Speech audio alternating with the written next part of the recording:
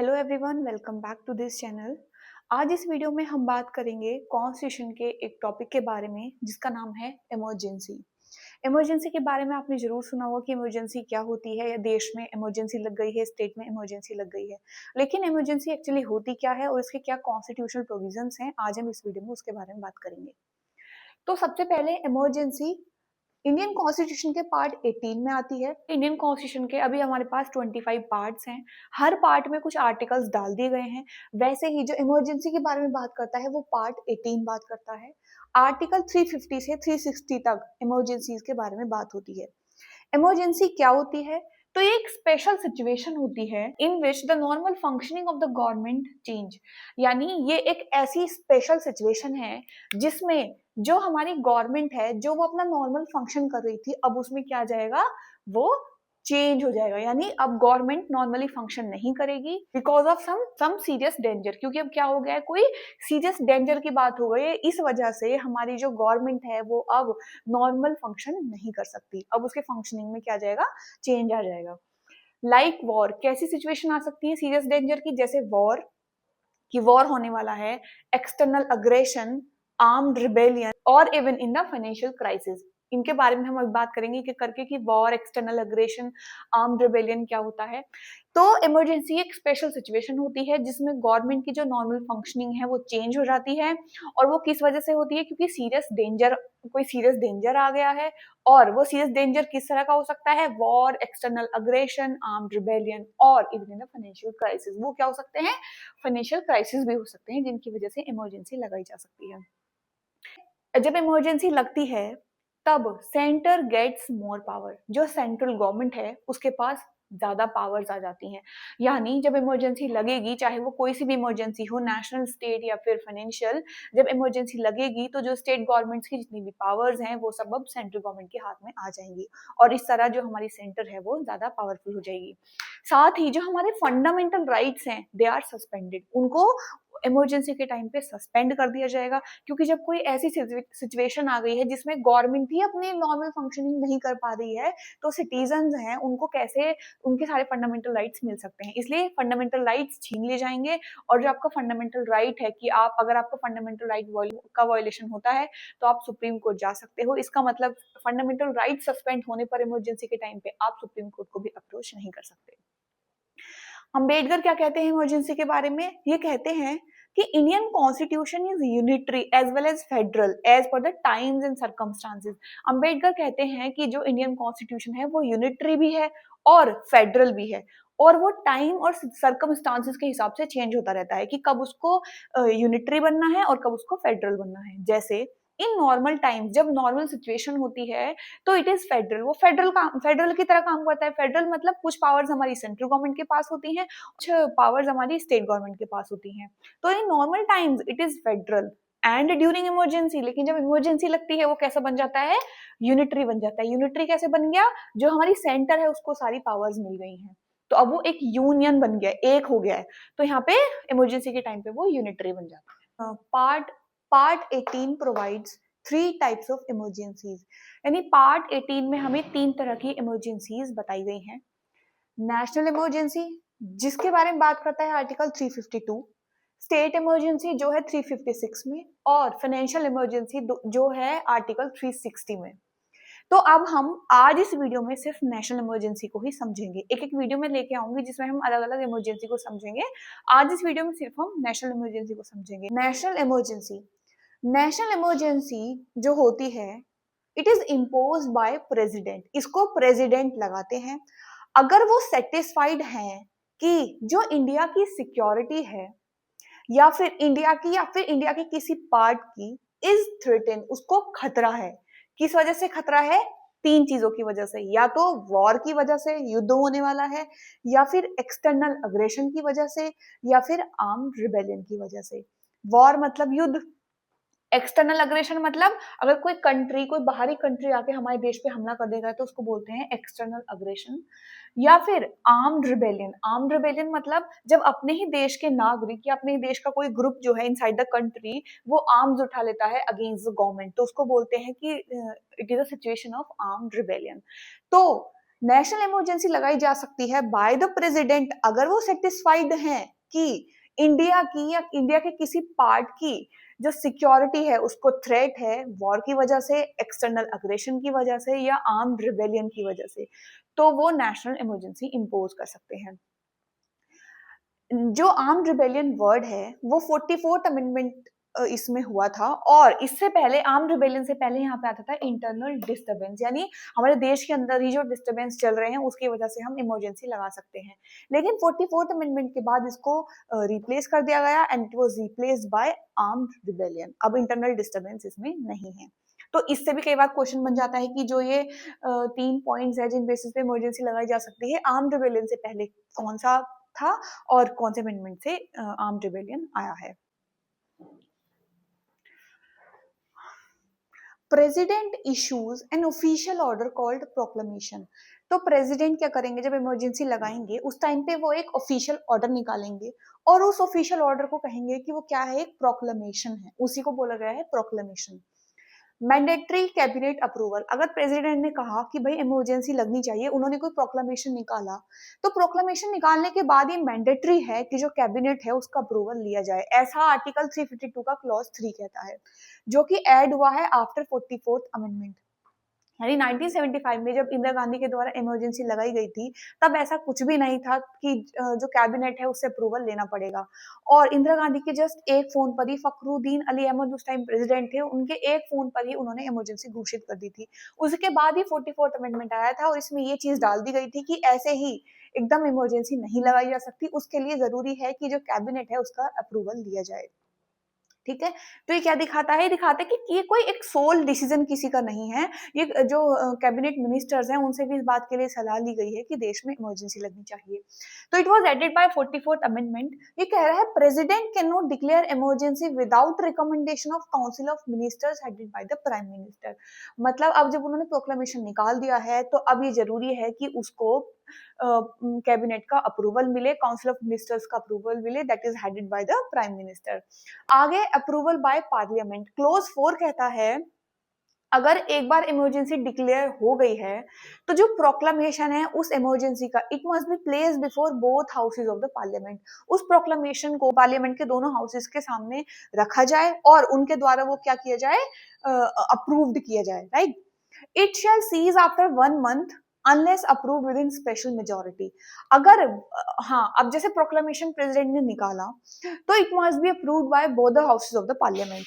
Approved होना चाहिए वो सिर्फ 30 दिन के अंदर अंदर जब से वो प्रोक्लेमेशन निकला है, और वो भी स्पेशल मेजोरिटी के साथ। स्पेशल मेजोरिटी क्या होता है, आपने सुना होगा सिंपल मेजोरिटी, स्पेशल मेजोरिटी। तो सिंपल मेजोरिटी क्या होता है, किसी भी चीज का हाफ प्लस वन। जैसे कहीं पे 50 लोग हैं तो उसका हाफ 25 और एक प्लस करके 26, यानी उसकी मेजोरिटी क्या है, 26। वैसे ही स्पेशल मेजोरिटी में क्या होता है, सिंपल मेजोरिटी यानी हाफ प्लस वन तो होगा ही, साथ ही जितने भी लोग उस टाइम पर प्रेजेंट हैं और वोट कर रहे हैं उसका 2/3, यानी simple majority plus 2/3 of the total membership of that house present and voting, ये होगा स्पेशल मेजोरिटी। तो ये स्पेशल मेजोरिटी से पास होता है नेशनल इमरजेंसी का जो प्रोक्लेमेशन होता है। Okay, special majority. अब क्वेश्चन उठता है कि चलो ठीक है, दोनों हाउसेस उसको अप्रूव तो करेंगे, लेकिन जो हमारी लोकसभा है it is subject to the dissolution, वो तो हर 5 साल में डिसोल्व होती है और नई लोकसभा फॉर्म होती है। तो अब क्वेश्चन आता है कि अगर इस टाइम पर 1 महीने का टाइम दिया गया है और इस टाइम पर जो लोकसभा है वो ही डिसॉल्व्ड है, तो अब कैसे होगा। तो ये कह रहा है if Lok Sabha is dissolved during this period, अगर इस टाइम पर लोकसभा डिसॉल्व्ड है and emergency is approved by Rajya Sabha, और राज्यसभा ने उस इमरजेंसी को अप्रूव्ड कर दिया है, the proclamation shall continue 1 month after the new Lok Sabha is formed. तो अब जब भी नई लोकसभा बनेगी तब से 1 महीने बाद तक उस प्रोक्लेमेशन को लोकसभा के द्वारा अप्रूव किया जा सकता है। Okay, if fails with in 30 days, और अगर उन 30 दिन में लोकसभा उसको अप्रूव नहीं करती है तो इमरजेंसी विल एंड, वो इमरजेंसी वहीं पर खत्म हो जाएगी और इमरजेंसी नहीं लग पाएगी। सिंपल भाषा में प्रेसिडेंट एक ऑफिशियल ऑर्डर इशू करेगा जिसको हम प्रोक्लेमेशन कहते हैं। उस प्रोक्लेमेशन को ये जरूरी है कि जो हमारी कैबिनेट है उसका अप्रूवल मिलना चाहिए। अप्रूवल के बाद वो दोनों हाउसेस से अप्रूव्ड होनी चाहिए, पार्लियामेंट के दोनों हाउसेस से, और वो भी स्पेशल मेजोरिटी के साथ। 30 दिन के अंदर अंदर, और अगर उस टाइम पर लोकसभा डिसॉल्व रहती है तो जब से नई लोकसभा फॉर्म्ड होती है उस दिन से अगले 30 दिन तक लोकसभा उसको अप्रूव कर सकती है, और उसके बाद नेशनल इमरजेंसी भी इस पर लग जाएगी, अदरवाइज नहीं। और अगर अप्रूव नहीं होता है वो इस फिक्स टाइम पीरियड के अंदर अंदर, तो इमरजेंसी नहीं लगाई जा सकती। तो नेशनल इमरजेंसी जो है अब तक इंडिया में 3 टाइम लग चुकी है। 1962 में जब चाइना से वॉर चल रहा था, एक्सटर्नल अग्रेशन के बेस पे लगी थी। 1971 में इंडिया और पाकिस्तान के बीच में जो चल रहा था, ये भी एक्सटर्नल अग्रेशन के वजह से लगी थी।